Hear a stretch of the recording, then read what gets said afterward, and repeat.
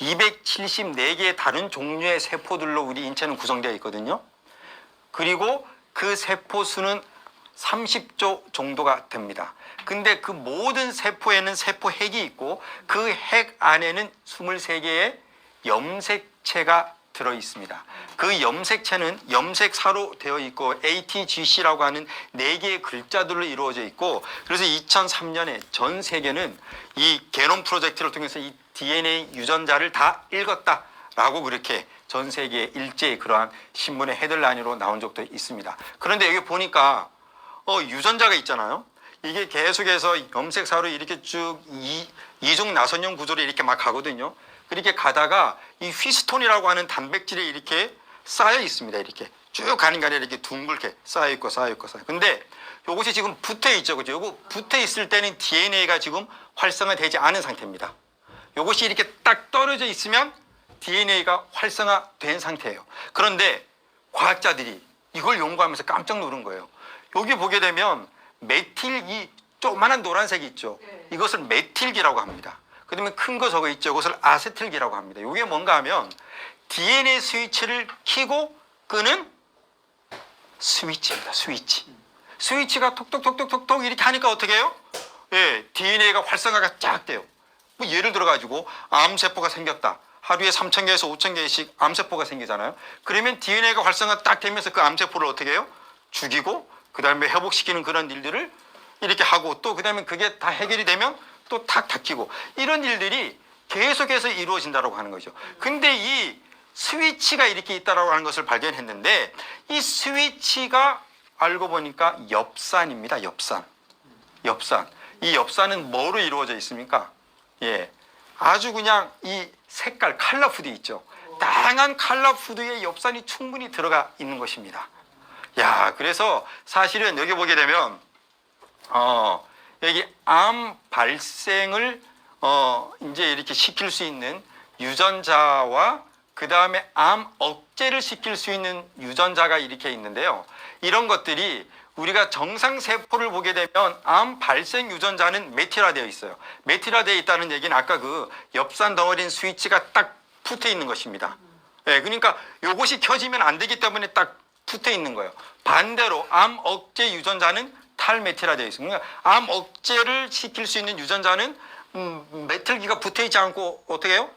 떨어져 있어요. 그렇기 때문에 암이 안 걸리는 거예요. 그런데 암 세포를 보니까 정반대로 이렇게 되어 있다라고 하는 사실이에요.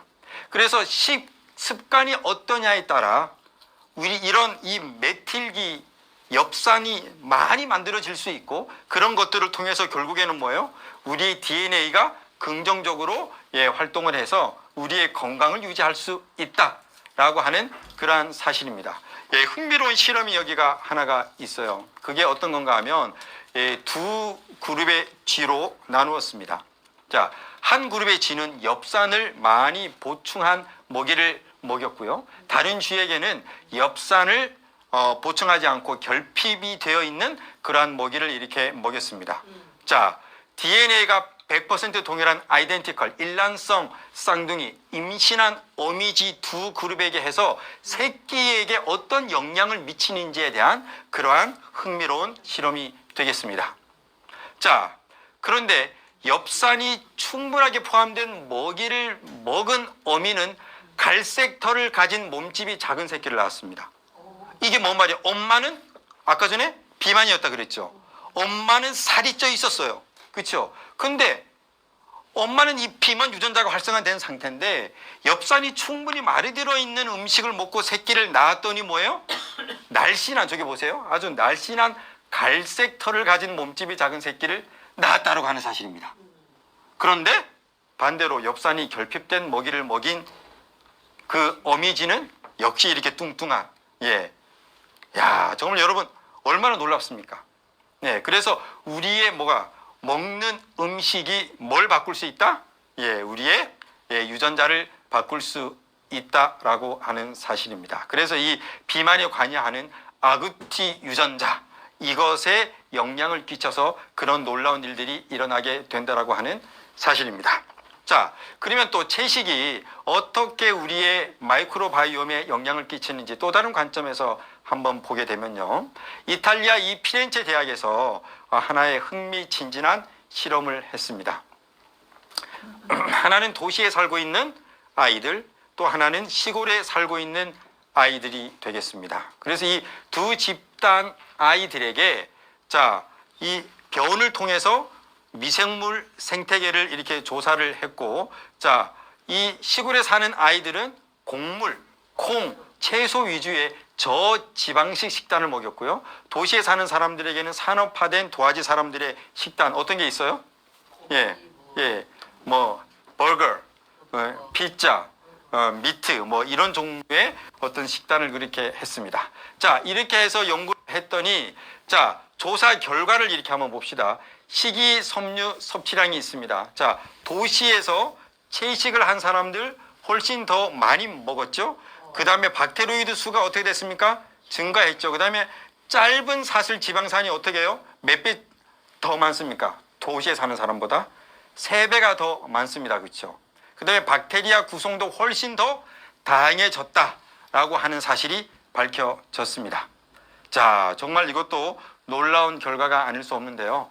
근데 여기에서 우리가 반드시 짚고 넘어가야 될 게 있어. 세 번째, 짧은 사슬 지방산입니다. 이렇게 야채를 많이 먹고 산 이 시골에 산 아이들은 짧은 사슬 지방산이 도시에 사는 아이들보다 몇 배 많았습니까? 3배가 더 많았습니다. 그런데 이 짧은 사슬 지방산이 어떤 역할을 하는가? 대장암 예방에 꼭 필요한 것이 짧은 사슬 지방산입니다. 대장의 점막을 보호해주고 염증을 억제하는 기능도 이 짧은 사슬 지방산이 가지고 있다고 합니다. 특별히 대장 세포를 살리는 영양 공급원이며 대장의 신진대사에 영향을 끼칩니다. 특히 암세포가 더 이상 자라지 못하게 하는 기능도 하는 것이 바로 짧은 사슬 지방산입니다. 그래서 이 짧은 사슬 지방산은 이 채식을 통해서 많이 만들어진 유익균들이 만들어내는 합성으로 만들어내는 물질이에요. 그러면 여러분, 이 우리 속에 있는 미생물이 가장 좋아하는 음식이 뭔지 아십니까? 식이섬유입니다. 식이섬유.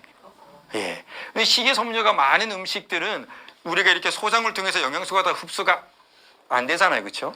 그러면 식이섬유는 소화가 잘 안 되기 때문에 그것이 어디로 갑니까? 대장으로 갑니다. 그러면 그 대장에서 이 식이섬유가 이제 드디어 빛을 발합니다. 누구의 먹이가 되는 겁니까? 거기에 있는 엄청나게 많은 미생물들의 먹이가 되어 건강에 좋은 유익균들을 만들어내는 것이죠. 이 유익균들이 그 대사 과정에서 뭐를 만들어낸다고요? 짧은 사슬 지방산을 만들어낸다고 하는 사실입니다. 얼마나 놀랍습니까? 그렇죠? 우리가 그것을 먹지 않았어요. 그렇죠? 그것과 관련된 이렇게 대장의 염증을 제거하고 암을 없애는 그런 거 먹지 않았습니다. 그런데도 불구하고 그 물질이 만들어져요. 뭐에 의해서? 미생물에 의해서 만들어진다라고 하는 사실을 우리는 알 수가 있는 것입니다. 그래서 여기 보게 되면 내가 먹는 음식의 종류에 따라 장내 미생물 생태계의 구성이 어떻게 된다? 결정이 된다. 여기에 플러스 우리가 이전 강의 시간에 했던 운동, 그렇죠? 그 다음에 맨발 걷기, 그 다음에 걷기, 운동을 이렇게 할 경우에 이런 미생물 생태계가 또 시너지 효과가 또 나겠죠. 그렇죠? 그러면 정말 우리 몸이 얼마나 건강해질 수 있을까요? 여러분들이 이렇게 한번 생각해 보시면 정말 우리가 운동을 잘 해야 될 것이라고 생각이 됩니다. 2014년 네이처지에 난 것입니다. 식단 변화로 장내 미생물 총의 구조가 몇 퍼센트? 57% 변할 수 있는 반면 유전적인 변화로는 고작 12%만 변할 수 있다. 이는 식단이 장내 세균총 형성에 무슨 역할을 한다? 지배적인 역할을 한다라고 하는 사실입니다. 그래서 사실은 이 음식과 장내 마이크로바이옴 미생물에 대한 연구는 많이 진행됐어요. 그런데 운동과 장내 마이크로바이옴은 아직 연구를 많이 해야 될 것들이 산재할 것이라고 저는 보여집니다. 어쨌든 지금 현재는 이 식단이 훨씬 더 중요한 역할을 하고 있다라고 과학자들은 이야기를 하지만 우리가 수많은 치유 사례들을 보게 되면 아직까지도 뭐예요? 운동도 특별히 맨발 걷기가 아주 긍정적인 효과를 많이 낸다라고 그렇게 생각이 되어져서 이 부분에 대한 연구가, 제가 만약에 메디컬 닥터가 되었으면 이런 부분에 아마 연구를 좀 하지 않았을까, 이런 생각을 좀 제가 사실 여러 번 했습니다. 자, 그래서 이렇게 이제 여러 가지 학술지에 발표가 되고요. 그 다음에 여기 봅시다. 자, 2주 동안 식단을 바꿨어요. 2주 동안. 2주 동안만 식단을 한번 바꿔봤어요. 정제된 탄수화물은 피하고, 흰 밀가루, 흰 떡, 그쵸?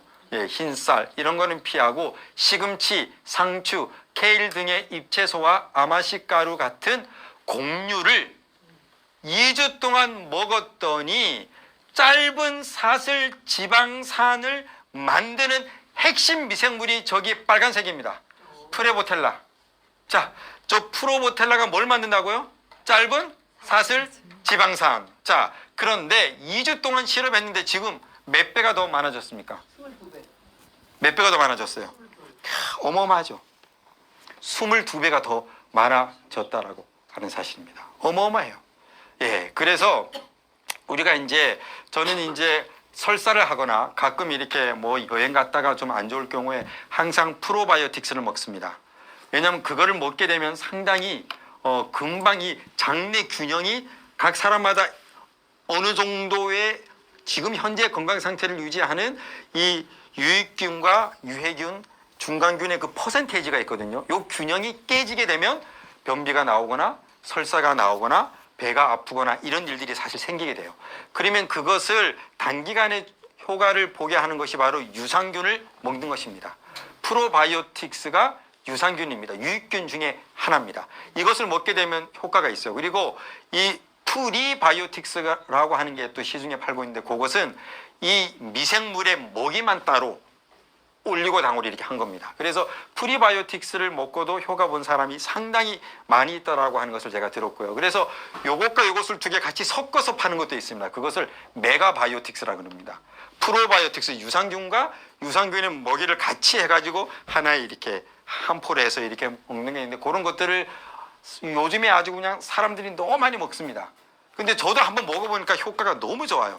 그런데 연구에 의하면 유산균은 계속 유지되지 않고 2주 정도 있다가 완전히 다 사라지더라.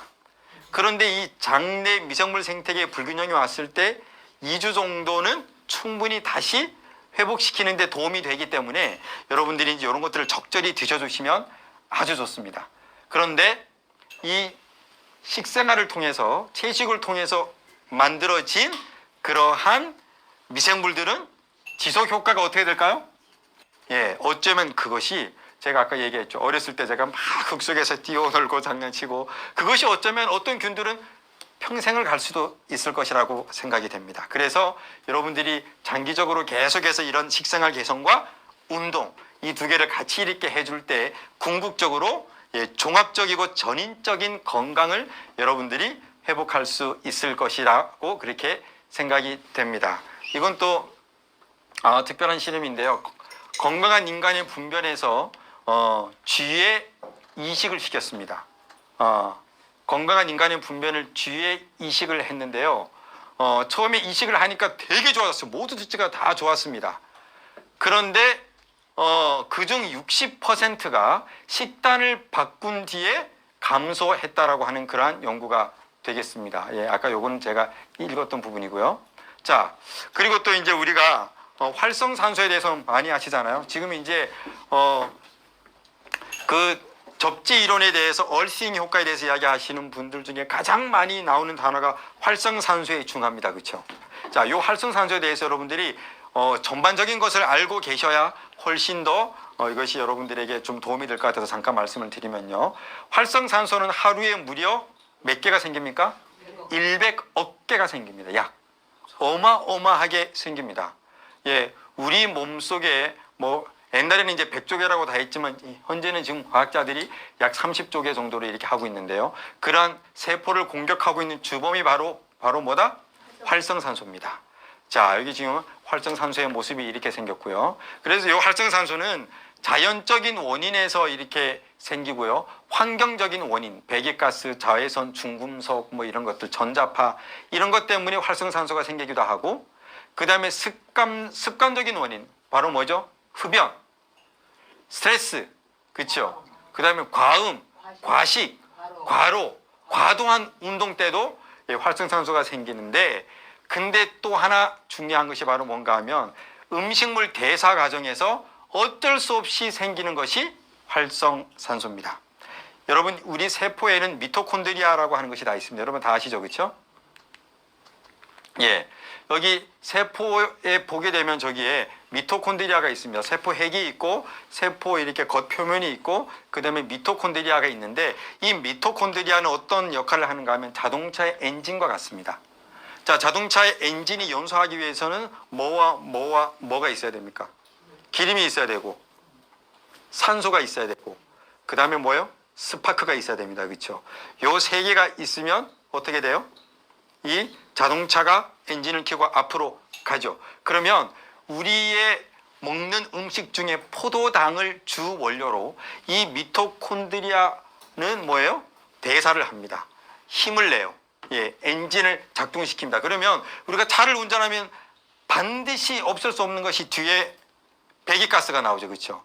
그럼 이 대사 과정에서 어쩔 수 없이 나오는 것이 활성산소입니다. 그래서 활성산소는 우리가 영양을 대사하는 과정에서 어쩔 수 없이 나오는 거예요. 그래서 하루에 몇 개가 생기는 겁니까? 하루에 100억 개 정도가 어마어마하게 생기는 것입니다. 예, 그래서 여러분들이 지금 하루 종일 맨발 걷기를 하고 오셨어요? 저녁 때 또 뭐예요? 약간 과식을 했다라고 해요. 그 다음에 또 부부 이렇게 살다가 스트레스 받을 일이 있어요. 그렇죠? 자, 그러면 또 다시 뭐가 생기는 겁니까? 네, 하루에 100억 개면 여러분 1시간에 보통 평균적으로 얼마나 생긴다는 겁니까? 그렇죠? 네, 정말 무궁무진하게 생긴다라고 해도 과언이 아닙니다. 그래서 이 활성산소가 세포의 미토콘드리아를 공격해서 망가뜨리면 아이고 내가 왜 이렇게 기운이 없지 이렇게 되는 거고, 그 다음에 세포 표면을 공격하게 되면 노화가 빨리 오는 거고, 나 왜 이렇게 다른 사람보다 더 늙어 보이지? 폭삭 늙어 보이지? 이건 뭐예요? 활성산소가 많아서 세포를 많이 죽였기 때문에 그런 것이고, 그 다음에 DNA를 공격하면 어떻게 돼요? 각종 질병이 오게 되는 것이죠. 그래서 사실 이 활성산소를 우리가 중화시키고 해결하는 것이 우리의 건강의 비결이 맞습니다. 자, 그래서 이 활성산소는 당뇨, 암, 노화, 아토피, 피부염 모든 병에 이렇게 원인이 되는 것으로 이제 나와 있습니다. 그런데 여러분, 조물주가 인간의 대사 과정에서 이렇게 활성산소가 많이 나오는데 이것을 중화시킬 수 있는 방법을 안 만들어 놓으셨을까요? 만들어 놓았겠죠. 그게 바로 SOD라고 하는 물질이 우리 인체에서 만들어진다라고 하는 사실입니다. 우리 몸을 구성하는 각 세포마다 놀랍게도 SOD를 생산해내는 유전자가 있다고 그래요. 특히 이제 간세포에 있어요. 자, 그런데 이 간세포에서 그 다음에 또 여러 많은 장기에서 SOD를 만들지만 그것이 하루 종일 생기는 활성산소들을 중화하기에 넉넉할 것 같습니까? 부족할 것 같습니까? 부족해요. 그래서 우리가 해야 되는 것이 바로 뭡니까? 음식, 항산화 음식을 드셔야 되는 것입니다. 그래서 이 SOD를 많이 가지고 있는 음식들, 이렇게 활성산소를 중화시킬 수 있는 음식들이 녹색콩, 버섯, 배추, 밀싹 이런 이제 음식들이 뭐예요? 항산화 식품으로 그러한 많은 우리의 스트레스로 생기는 활성산소 이런 것들을 중화시키기 위해서 하나님께서 주신 생명의 음식들이라고 하는 사실입니다. 특별히 칼라푸드에 많이 들어가 있습니다. 여기 보세요. 이런 칼라푸드에 어떤 게 들어있어요?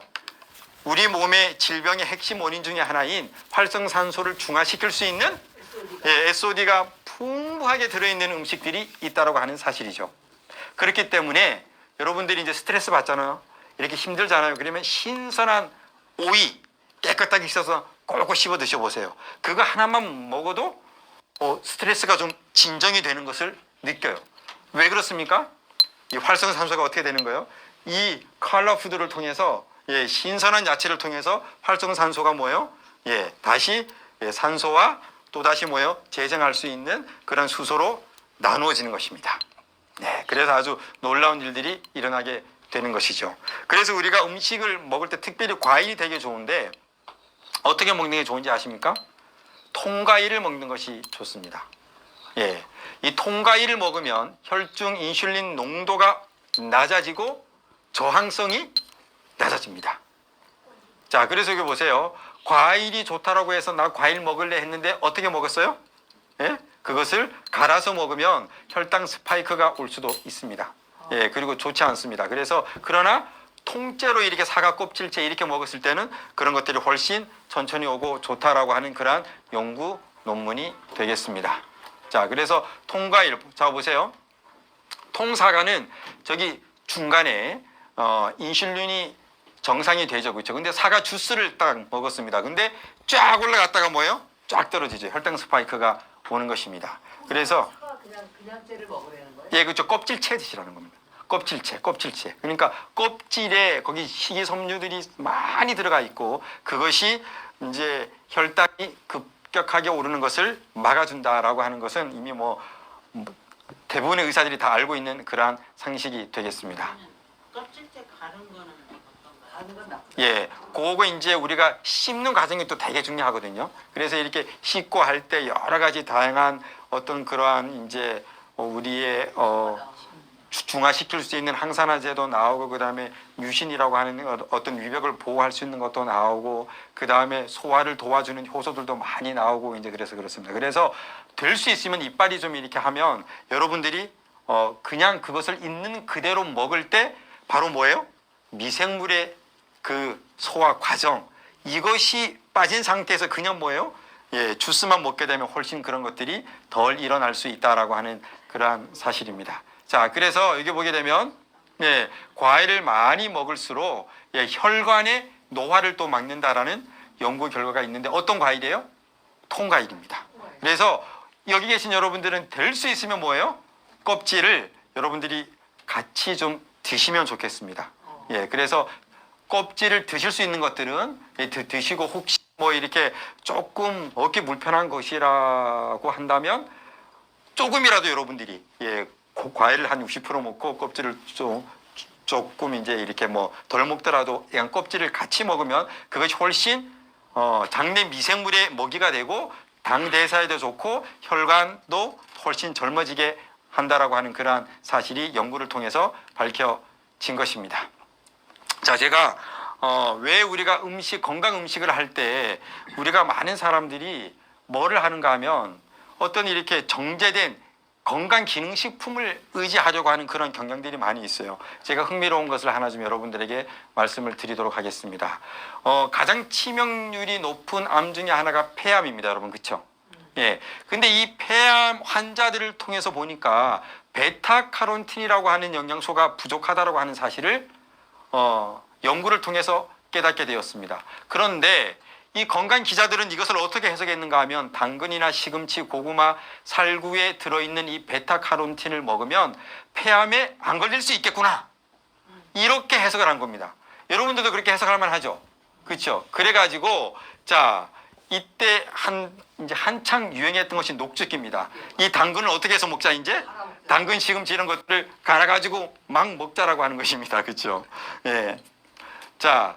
그래서 이 건강 보조식품에서 폐암 억제제로 이것이 만약에 약으로서 승인될 수만 있다면 어떻게 될 것 같아요? 떼돈을 벌겠죠.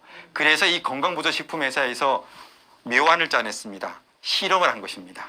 자, 1만 명씩 해가지고 위약을 먹은 사람과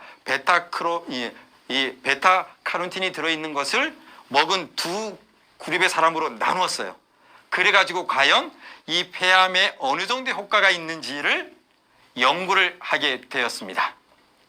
자, 그래서 여기 로스앤젤레스 타임스에 이런 기사가 나왔습니다. 베타카로틴은 won't reduce cancer risk. 자, 학술 연구를 해서 보니까 이 뭐예요? 예, 암의 발생을 줄이지 않는다. 자, 그러면 supplements of 베타카로틴, 이 베타카로틴의 영양 보조제를 먹었을 때, 자 보세요. does nothing to prevent heart disease. 심장병을 예방하는데 아무런 효과도 내지 못했다. 그 다음에 또는 lung cancer, 폐암에도 마찬가지고요. 그러면서 may even be harmful to smoker. 담배 피우는 사람들에게는 오히려 베타카로틴을 뭐예요? 예, 보조제를 먹은 사람이 더 어떻더라? 해롭더라. 라고 이렇게 로스앤젤레스 타임스가 발표를 한 거예요. 그러면서 이걸 딱 이렇게 보면 요 그래프를 한번 보세요. 그래프를 보게 되면 점선이 있죠. 이 점선이 플라시보, 그러니까 베타카로틴이 들어있지 않은 가짜 약을 먹은 그룹이고, 검은 선이 베타카로틴이 들어있는 그 건강보조제를 먹은 사람입니다. 그런데 이 렁캔서, 폐암에 걸릴 확률이 어떤 게 더 높습니까? 보조제가 먹은 사람이 더 나빠졌어. 높게 나왔어요. 이걸 도대체 여러분 어떻게 설명을 해야 됩니까? 예, 저는 이것을 미생물의 효과와 관련이 있다라고 저는 그렇게 생각을 합니다. 왜요? 여러분 당근이 있으면 그걸 어떻게 먹는 것이 좋아요?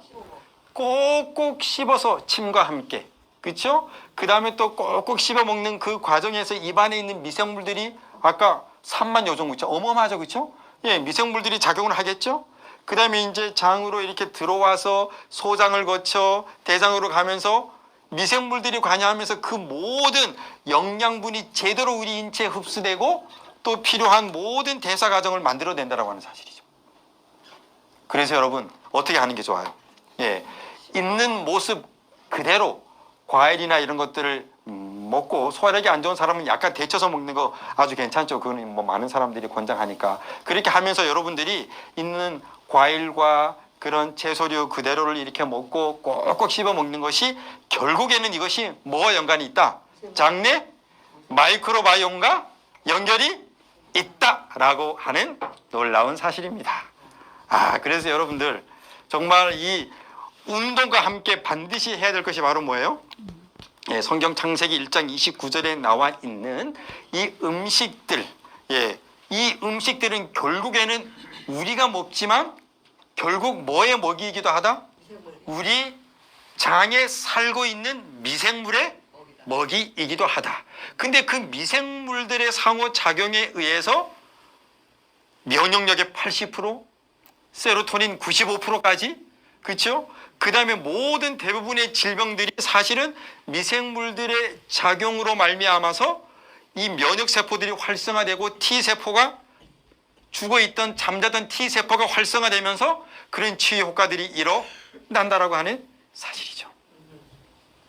이렇게 여러분들이 균형진 건강에 대한 요 두 기둥, 이 뉴스타트에서 우리 엊그저께 우리 김철호 박사님이 이렇게 얘기하셨잖아요.